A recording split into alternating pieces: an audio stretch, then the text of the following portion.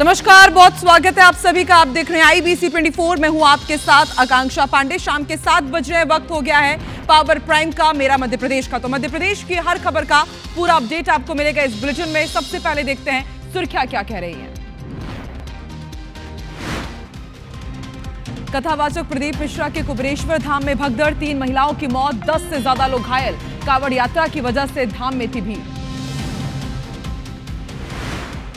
उपनेता प्रतिपक्ष हेमंत कटारे की बड़ी मुश्किलें, 7 साल पुराने रेप केस की फिर से होगी जांच, सुप्रीम कोर्ट ने दिया आदेश। इंदौर में सरकारी अस्पताल में लापरवाही, ड्यूटी पर तैनात नर्सें इलाज छोड़कर मेहंदी लगाने में व्यस्त, सिविल सर्जन का एक्शन, दोनों को हटाया। राजा रघुवंशी के घर के बाहर सचिन रघुवंशी की कथित गर्लफ्रेंड का हंगामा, महिला ने शादी का किया था दावा, सचिन को बताया बच्चे का पिता, घर पर रखने की मांग। उत्तरकाशी की धराली में आसमान से आई आफत, बादल फटने से पहाड़ का मलबा आया नीचे, कई लोग दबे, घरों होटलों को खासा नुकसान।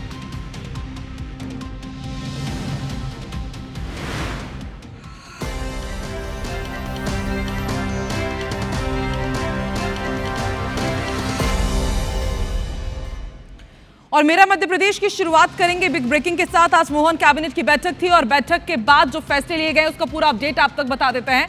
जबलपुर के रांझी तहसील में अस्पताल के लिए 5 एकड़ जमीन देने का फैसला लिया गया है। 100 बिस्तर वाले कर्मचारी राज्य बीमा निगम के अस्पताल के लिए 5 एकड़ जमीन दी जाएगी। मुरैना में 600 मेगावाट बिजली उत्पादन के लिए और भंडारण के लिए सरकार की ओर से गारंटी दिए जाने के प्रस्ताव को भी मंजूरी मिल गई है। इसके साथ ही MP पावर मैनेजमेंट कंपनी के खरीदे जाने वाली बिजली के भुगतान के लिए राज्य सरकार की गारंटी देने के भी प्रस्ताव को मंजूरी मिल गई है। 7 पुलिस कर्मचारियों के पेंशन से जुड़े मामलों में प्रस्ताव के मुताबिक मंजूरी देने का फैसला लिया गया है।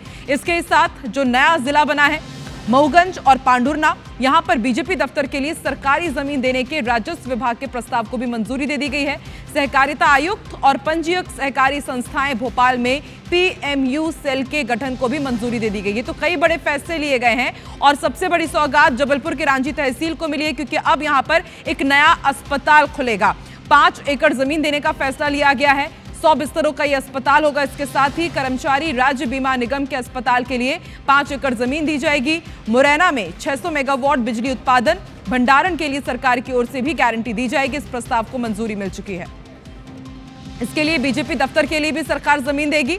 मऊगंज पांडुरना में सरकारी जमीन देने का फैसला लिया गया है। मोहन कैबिनेट की बैठक में तमाम बड़े फैसले लिए गए।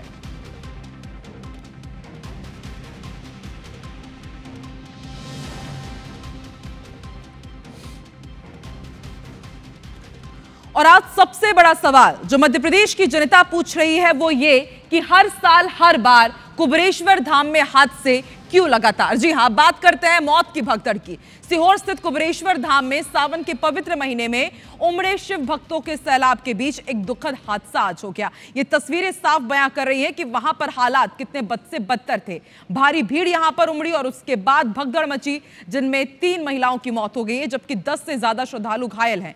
घायलों में 3 की हालत गंभीर है।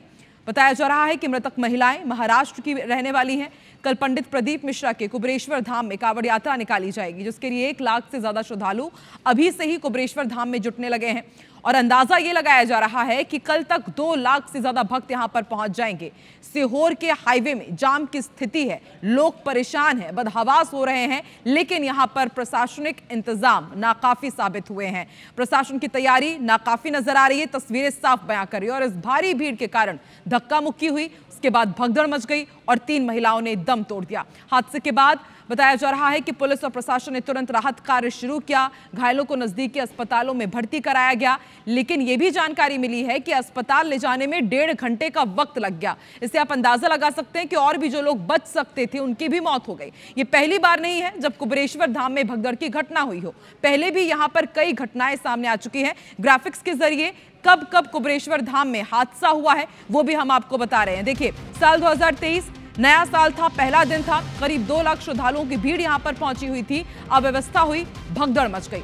साल 2024 के मार्च में भी इसी तरह की स्थिति बनी थी, क्योंकि यहां पर रुद्राक्ष महोत्सव हर साल होता है, रुद्राक्ष बांटे जाते हैं। इस दौरान भी यहां पर भारी भीड़ उमड़ी, भगदड़ की खबरें आई। इस दौरान एक व्यक्ति की सूचना थी। फिर साल 2024 में अगस्त में, यानी कि पिछले साल भी कांवड़ यात्रा के दौरान इसी तरह की स्थिति बनी थी। 11 किलोमीटर लंबी यात्रा निकालनी थी, लाखों श्रद्धालु शामिल हुए, भीड़ प्रबंधन की कमी हुई फिर से, और फिर भगदड़ की स्थिति बनी। हालांकि कोई हताहत नहीं हुआ, लेकिन लोग खासे परेशान हुए थे। और हर बार की तरह इस बार फिर हादसे पर सियासत हावी है। कांग्रेस के विधायक हैं फूल सिंह बरैया कह रहे हैं कि इस तरह के आयोजनों पर सरकार को नजर रखनी चाहिए, आयोजकों की गलती भी वो इसे बता रहे हैं। वहीं भाजपा कह रही है कि यहां पर भीड़ ज्यादा पहुंच गई, प्रशासनिक इंतजाम थे, लेकिन यदि इंतजाम थे तो फिर हादसा कैसे होता। और साथ ही कांग्रेस को सलाह भी दे रही है कि इस तरह के आयोजनों पर राजनीति ना करें।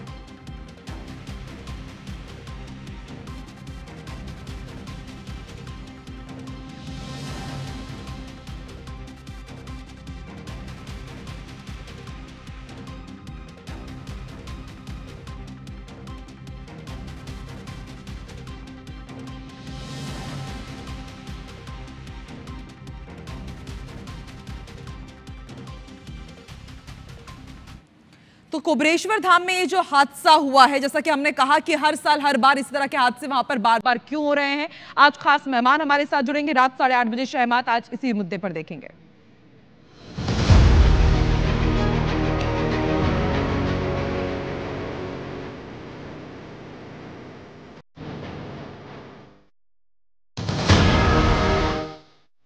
और चलिए अब सीधे रुक कर लेते हैं भोपाल का। एमपी शिखर खेल अलंकरण समारोह चल रहा है, यहाँ पर पदक विजेता खिलाड़ियों का सम्मान किया जा रहा है। सीएम डॉक्टर मोहन यादव भी इस कार्यक्रम में शिरकत कर रहे हैं। स्थानीय विधायक रमेश मेंदोला भी यहाँ पर मौजूद हैं। और इसके साथ आप देख सकते हैं यहाँ पर विश्वास सारंग, तमाम जितने भी क्षेत्रीय जनप्रतिनिधि हैं वो भी यहाँ पर शामिल हो रहे हैं। खेल एवं युवा मंत्री विश्वास सारंग मौजूद हैं। और अब से थोड़ी देर में जिन्होंने भी खेल जगत में उत्कृष्ट प्रदर्शन किया है उन्हें यहाँ पर सम्मानित किया जाएगा।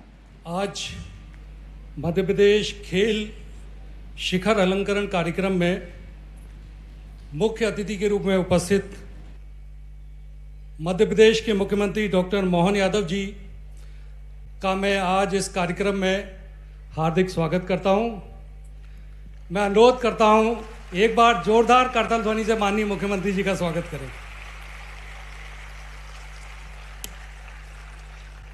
साथ ही मैं स्वागत करता हूं कार्यक्रम में उपस्थित हमारे खेल एवं युवा कल्याण सहकारिता मंत्री माननीय श्री विश्वास कैलाश सारंग जी का।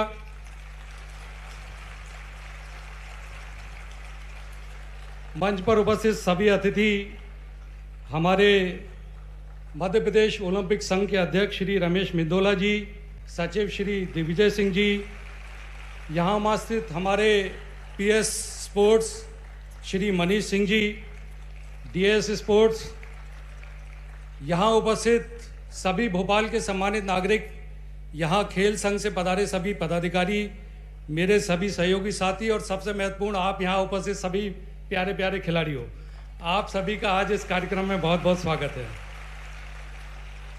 आज माननीय मुख्यमंत्री जी के करकमलों से 11 खिलाड़ियों को विक्रम अवार्ड, 12 खिलाड़ियों को एकलव्य और 2 कोचेस को विश्वामित्र और 1 लाइफ टाइम अचीवमेंट अवार्ड से सम्मानित किया जाएगा।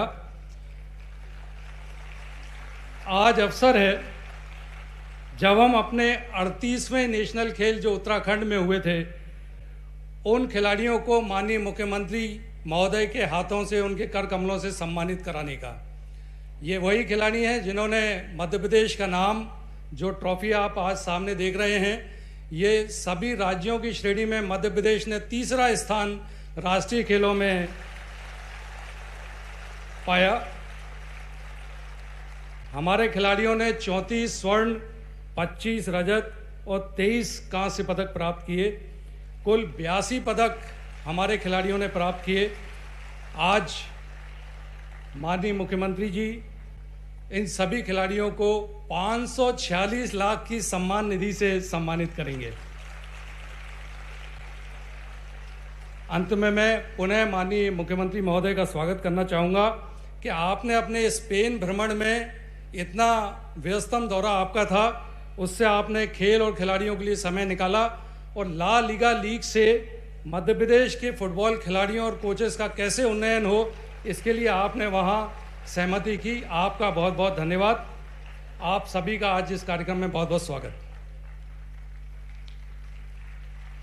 बहुत बहुत धन्यवाद माननीय डायरेक्टर सर आपके उद्बोधन के लिए। और अब इस श्रृंखला में खेलों में जो खेलो बड़ा अभियान, नवाचार और जो ऊर्जा के साथ खेलों की लगातार विकास के लिए प्रतिबद्ध हैं, ऐसे हमारे खेल, युवा कल्याण एवं सहकारिता मंत्री जी को आपकी जोरदार तालियों के साथ हम सब आमंत्रित करें उनके प्रेरणादायी उद्बोधन के लिए।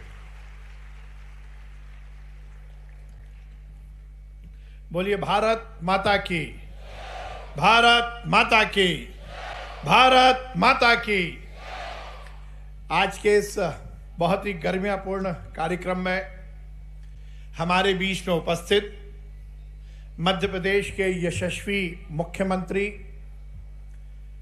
और यदि मुख्यमंत्री के तौर पर वो इस मंच पर उपस्थित हैं तो उसके साथ साथ वो एक बहुत उत्कृष्ट खिलाड़ी के रूप में भी इस मंच पर उपस्थित हैं। हमारे खेल प्रेमी मुख्यमंत्री आदरणीय डॉक्टर मोहन यादव जी, एक बार जोरदार ताली बजाकर, दोनों हाथ उठाकर जोरदार ताली बजाकर माननीय मुख्यमंत्री जी का अभिनंदन कीजिए, वंदन कीजिए।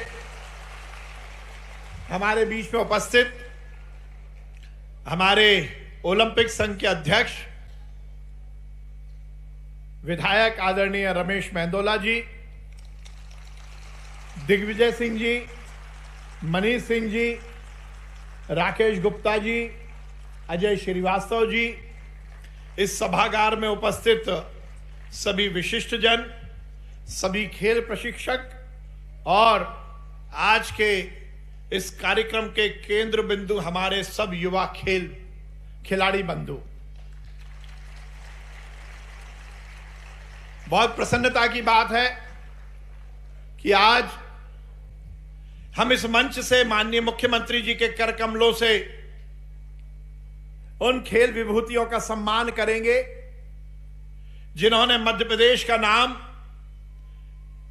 दुनिया में और हिंदुस्तान में रोशन किया है। आज हम उन खिलाड़ियों के भविष्य का सही निर्धारण भी करेंगे जिन्होंने मध्य प्रदेश में खेलते हुए मध्य प्रदेश का मान और सम्मान बढ़ाया।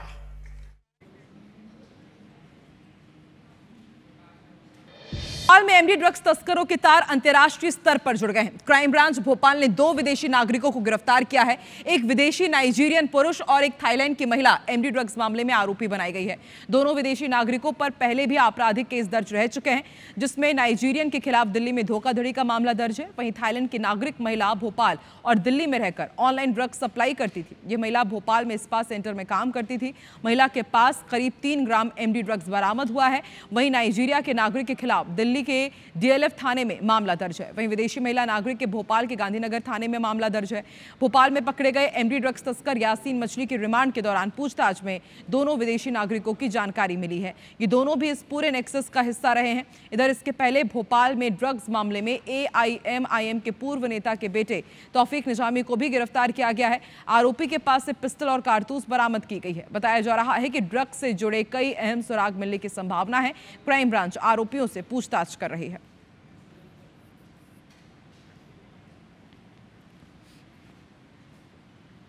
एमपी कांग्रेस के सीनियर नेता और विधानसभा में नेता प्रतिपक्ष हेमंत कटारे एक बार फिर मुसीबतों में घिरते नजर आ रहे हैं। साल 2018 में उनके खिलाफ जो रेप का केस दर्ज किया गया था वो तो आपको याद ही होगा, और अब इस मामले में सुनवाई करते हुए सुप्रीम कोर्ट ने कुछ ऐसा कह दिया है जिसके चलते पूरी कांग्रेस बैकफुट में नजर आ रही है। तो क्या ये केस और क्या है नया अपडेट जिसने हेमंत कटारे को मुश्किलों में डाल दिया है, इस रिपोर्ट के जरिए समझते हैं। मध्य प्रदेश विधानसभा में उपनेता प्रतिपक्ष और भिंड के अटेर से विधायक हेमंत कटारे की मुश्किलें फिर से बढ़ने वाली है, क्योंकि कटारे के खिलाफ दायर रेप केस की जांच फिर से शुरू होगी। सुप्रीम कोर्ट ने सोमवार को राज्य सरकार की ओर से दायर याचिका पर सुनवाई की और कटारे के खिलाफ दर्ज मामले की जांच भोपाल रेंज के डीआईजी की निगरानी में कराने के आदेश दिए हैं। हालांकि सुप्रीम कोर्ट ने हेमंत कटारे की गिरफ्तारी पर रोक लगा दी है। सुप्रीम कोर्ट का आदेश आते ही मामले में राजनीति भी तेज हो गई है। हेमंत कटारे समेत कांग्रेस नेताओं ने जहां मामले को राजनीति से प्रेरित बताया, तो बीजेपी इसे कोर्ट का आदेश बता रही है। अगर सुप्रीम कोर्ट भी कोई जांच करना चाहती है तो मैं स्वागत करता हूं। जांच में तो पहले भी सहयोग की, आगे भी करेंगे और कितनी भी जांच कर ले, लेकिन झूठ को आप झूठ को बदल नहीं सकते। जो झूठे आरोप हैं वो वहीं रहेंगे। सच बात यह है कि इसमें बीजेपी के नेता फंसे हुए हैं और जो भारतीय जनता पार्टी के नेता मेरे विरोधी महिलाओं की आड़ में राजनीति करते हैं, मुझे लगता है उनको अपने गिरेबान में झांकना चाहिए कि राजनीति का स्तर कितना निम्न उन्होंने कर दिया है। सरकार ने जिस प्रकार से किया है तो मैं समझता हूं कि जो भी जांच हो माननीय सुप्रीम कोर्ट के आदेश का हम सम्मान करते हैं, लेकिन निष्पक्ष जांच हो, राजनीति से प्रेरित जांच ना हो। जो निर्णय हमने कोई निर्णय लिया नहीं है, हमारा कोई निर्णय नहीं है, माननीय न्यायालय का निर्णय है और न्यायालय के निर्णय पर हम टिप्पणी करना नहीं चाहते। न्यायालय ने जो निर्देश दिए हैं उस अनुसार जांच हो। दरअसल जनवरी 2018 में भोपाल में पत्रकारिता की मास्टर डिग्री कर रही छात्रा ने कांग्रेस विधायक हेमंत कटारे के खिलाफ दुष्कर्म, अपहरण और धमकाने का आरोप लगाते हुए एफआईआर दर्ज करवाई थी, जिसके बाद कटारे ने पीड़िता के खिलाफ ब्लैकमेलिंग और फिरौती मांगने का केस दर्ज कराया। रेप केस को लेकर दिसंबर 2024 में एमपी हाई कोर्ट ने कटारे की गिरफ्तारी पर रोक लगा दी थी, जिसके खिलाफ जनवरी 2025 में एमपी सरकार सुप्रीम कोर्ट में विशेष अनुमति याचिका दाखिल की थी। Bureau report, IBC 24। अब आपको दमोह के जिला अस्पताल की तस्वीर दिखाते हैं, जो जिला अस्पताल कम शराबियों का मैखाना ज्यादा बन चुका है और यहां पर लोग दिन दहाड़े शराब के जाम छलका रहे हैं। घटना का एक्सक्लूसिव वीडियो आप देखिए। ये किसी मैखाने की तस्वीर नहीं है, ये दमोह के जिला अस्पताल की तस्वीर है, जो इसकी बदहाली की कई तस्वीर हमने आपको पहले भी दिखाई है। जिला अस्पताल की सुरक्षा पर अब सवाल उठ रहे हैं। दमोह जिला अस्पताल की तस्वीर आप देखिए, किस तरह से शराबी यहां पर सरेआम जाम छलका रहे हैं।